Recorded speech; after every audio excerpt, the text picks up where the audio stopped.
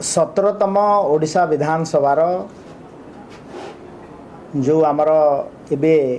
चली budget session रे एथिरे आमर orientation programme for newly elected member पाई आमर ये कार्यक्रम होउछि एवं आपण माने जानिथिबे जे आउट ऑफ 147 84 जन नुआ मेंबर नुआ अतिथि आमर विधानसभार सदस्य होइछंती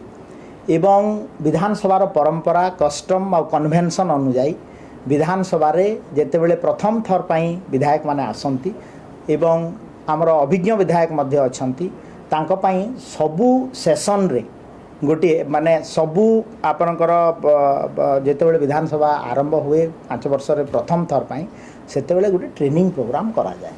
आ ये कार्यक्रम मु भी मध्य जेते बेले प्रथम हेगिर विधायक आस्थिली ए कार्यक्रम रे मध्य जोग देथिले आमर ये ट्रेनिंग प्रोग्राम रे आमर 2 दिनिया ट्रेनिंग प्रोग्राम हबो 17 एवं 18 तारिख रे तो 17 तारिख रे आमर फर्स्ट हाफ रे आमर मान्यवर बाचस्पति ऑनरेबल सुरमा पाढ़ीकर अध्यक्षतार इनागुराल सेशन कार्यक्रम उत्सव आमर आरंभ हबो एवं एथिरे मान्यवर मुख्यमंत्री मोहन चरण माझी जी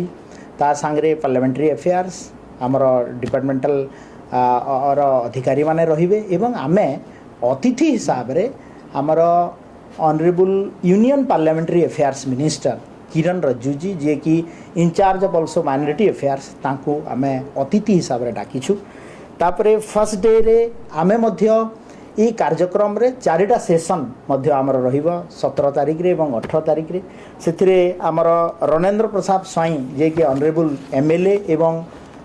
विधानसभार सबुथुरु वरिष्ठ विधायक 7 थर विधायक तांकु मध्य आमे गोटे पार्लियामेंट्री प्रिविलेज कस्टम कन्वेंशन आउ एथिक्स उपरे तांकर मध्य गोटे वक्तव्य रहिबो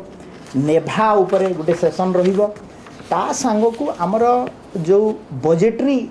इश्यूज उपरे आमे मध्य प्रफुल्ल चंद्र घड़ाई जे कि एक्स फाइनेंस मिनिस्टर तांकर मध्य गोटे सेशन रहिबो एवं ऑनरेबल एमपी भर्तृहरि महताब लोकसभा जे कि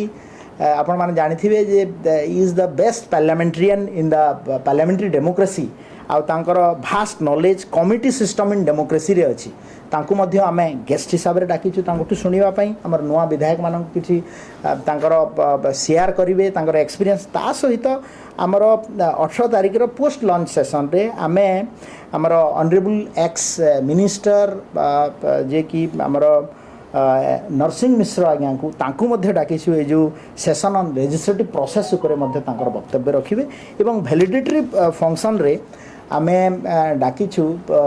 से आसीबे पार्लियामेंट हमर मैडम स्पीकर को इनविटेशन रे आछंती वैलिडिटरी सेशन रे तांकर जो शेयर करिवे हमर honourable deputy chairman Rajya Sabha Harivansh Prasad जी